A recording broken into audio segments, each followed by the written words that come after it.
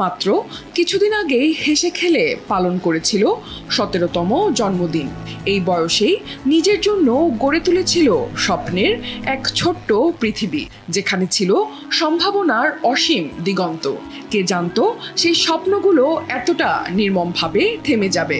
নিজের ঘরের মাঝেই আচমকা গুলির শব্দ, আর তাতেই থেমে গেল এক কিশোরীর নিঃশ্বাস, রেখে গেল শোক, প্রশ্ন আর এক গভীর অবর্ণনীয় শূন্যতা। পাকিস্তানের ১৭ বছর বয়সী জনপ্রিয় টিকটক তারকা সানা ইউসুফ সোমবার ২ জুন রাতে ইসলামাবাদের সুম্বল থানার আওতাধীন G13 সেক্টরে নিজ বাড়িতেই তাকে খুব কাছ থেকে গুলি করে হত্যা করা হয় বলে জানিয়েছে পাকিস্তান সংবাদ মাধ্যম দ্য এক্সপ্রেস ট্রিবিউন।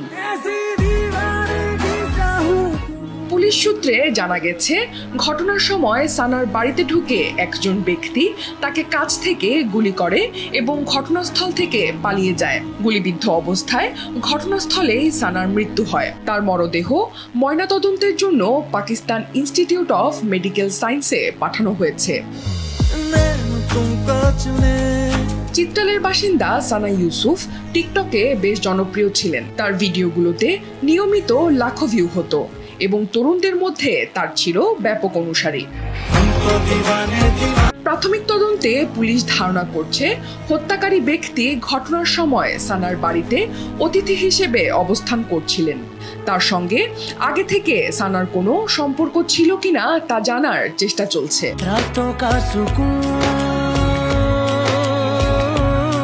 তবে ঘটনার আরেকটি ভিন্ন বর্ণনা দিয়েছেন সানার এক প্রতিবেশী। তার দাবি, একটি চোর সানার বাড়িতে ঢোকে এবং সানার কাছ থেকে তার মোবাইল ফোন চাইলে সানা তা দিতে অস্বীকার করে। এ সময় ওই চোর সানার বুকে পরপর 3টি গুলি ছোড়ে। ঘটনার সময় সানার মা বাজারে ছিলেন। তবে প্রতিবেশীর এই দাবির সত্যতা যাচাই করা সম্ভব হয়নি। এদিকে পুলিশ এখনো কোনো সন্দেহভাজনকে গ্রেফতার করতে পারেনি। তদন্ত চলমান রয়েছে এবং দ্রুতই অপরাধীর পরিচয় শনাক্ত ও গ্রেফতারের বিষয়ে আশাবাদ প্রকাশ করেছেন তদন্ত কর্মকর্তারা।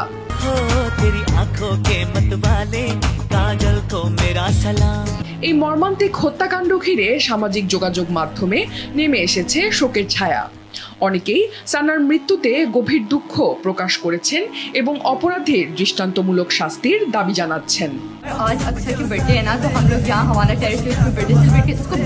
অনন্যা দাস, দেশ টিভি।